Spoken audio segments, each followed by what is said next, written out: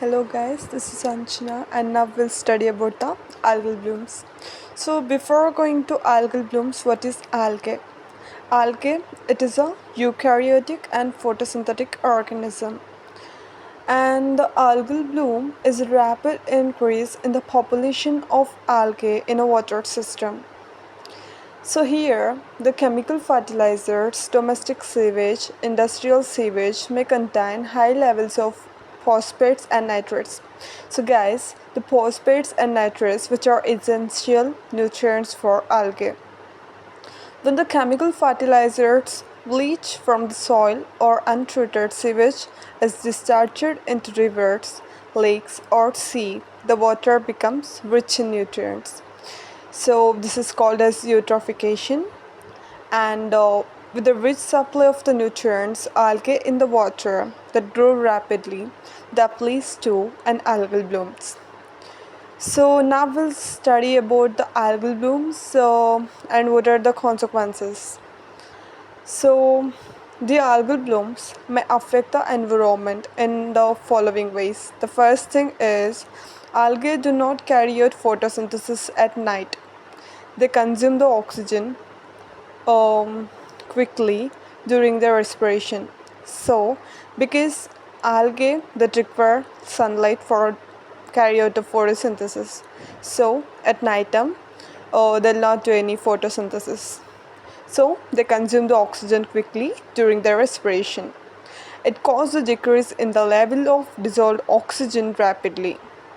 As a result, the many aquatic organisms that may fish, etc., which require oxygen, well aerated water, may die of suffocation because they'll not get enough oxygen. And second thing is the dense surface growth of the algae that prevents the sunlight from penetrating deep into the water. So therefore, the plants that grow under the water maybe not get enough sunlight for photosynthesis and they'll die. And the dissolved oxygen in the water again reduces. And the third thing is when the algae die, their bodies are decomposed by the bacteria. We all know that bacteria are the decomposers, and hence which consume the oxygen in water.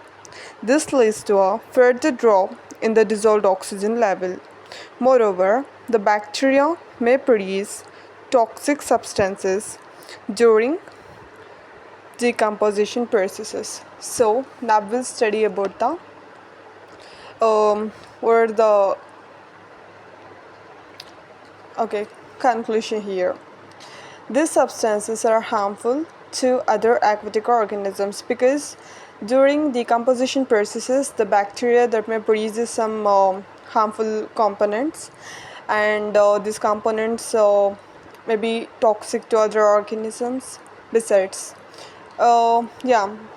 same thing. Bacteria also produces toxins, and when the algae dies, that releases the toxins. Those are called as algal toxins. We'll study next that.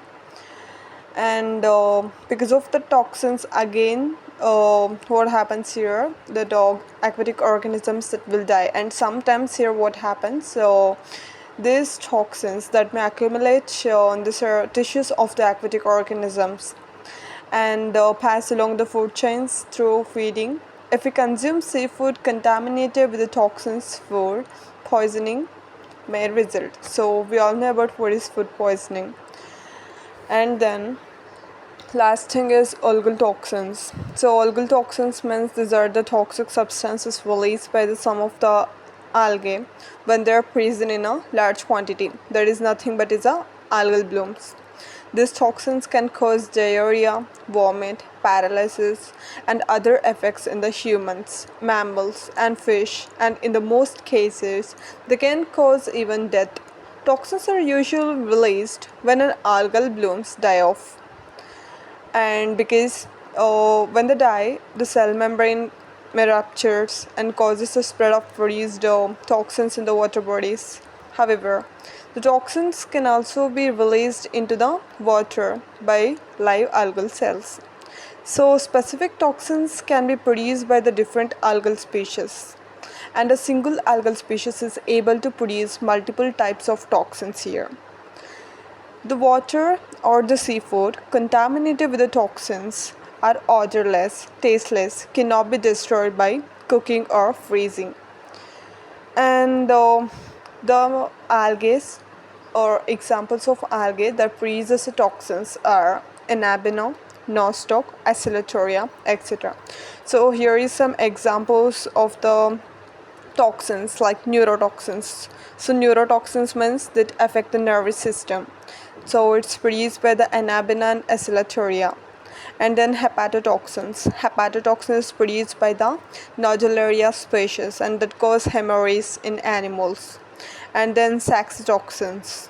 So it is produced by Anabina again, and these toxins are heterocyclic neurotoxins that affects the nervous system and that causes the diarrhea, vomit and paralysis. And then contact dermatitis, where is produced by again microcystis and Inabina that causes organ failure and hemorrhage, etc. So this is about the algal blooms and the algal toxins.